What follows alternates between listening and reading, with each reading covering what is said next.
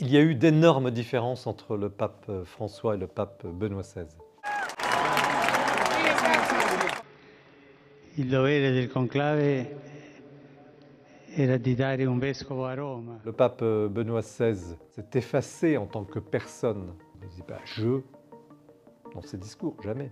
Le pape François est arrivé comme un pasteur de terrain, parlant à la première personne. En Argentine, en Amérique latine, on aime le contact physique, on se tape volontiers sur l'épaule, c'était pas du tout le genre de Benoît XVI. Il ne s'est pas préoccupé, le pape François, des questions théologiques, il s'est préoccupé des questions pastorales. Il a tout fait pour essayer de convaincre ceux qui étaient sortis du christianisme de revenir, non pas en changeant la doctrine, mais en la mettant dans l'arrière-boutique, tendant la main aux personnes homosexuelles, aux divorcés mariés, à tous ceux qui ont pu être, à un titre ou à un autre, déçus par l'Église, pour les faire revenir. Le pape sortant a tout fait pour ne pas critiquer son successeur.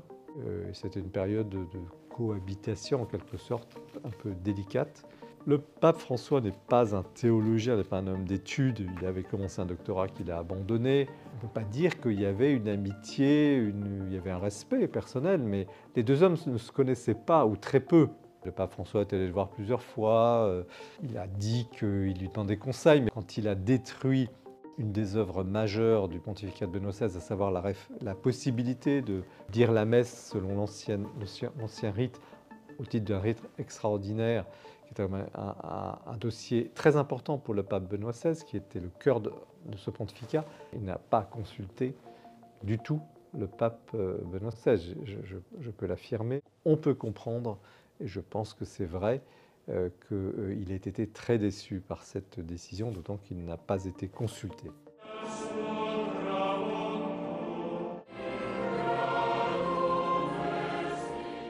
Parlando della gentilezza in questo momento, il pensiero va spontaneamente al carissimo Papa Emerito Benedetto XVI, che questa mattina ci ha lasciato.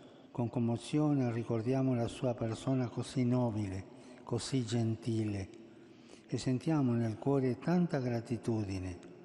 Gratitudine a Dio per averlo donato alla Chiesa e al mondo.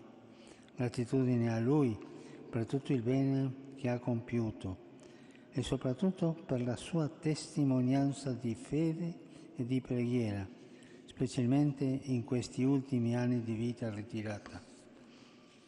Solo Dio conosce il valore e la forza della sua intercessione, dei suoi sacrifici offerti per il bene della Chiesa. Pronto, muy pronto, el Líbano se convertirá en vergel.